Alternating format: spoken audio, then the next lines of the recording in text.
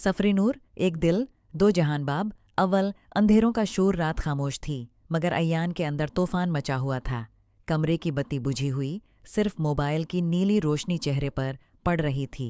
Screen पर दुनिया के रंग बिखरे थे, शहरत, पैसा, लाइक्स, फॉलोअर्स। लेकिन दिल में खला था, एक ऐसा खला जो किसी तस्वीर, किसी गाने, किसी पोस्ट से पुर नहीं हो सकता था। अय्यान ने मोबाइल बंद किया।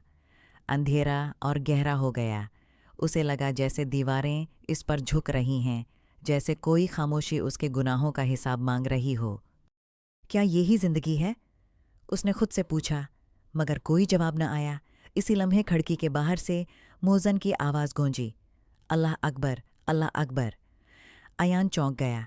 दिल के अंदर कुछ टूट सा गया, जैसे बरसों से बंद दरवाजे पर किसी ने दस्तक दी हो। आवाज़ मामूली थी, मगर असर बजली की तरह। उसके दिल ने पहली बार खुद से कहा, शायद मैं देर से जागा हूँ, लेकिन अभी रात खत्म नहीं हुई।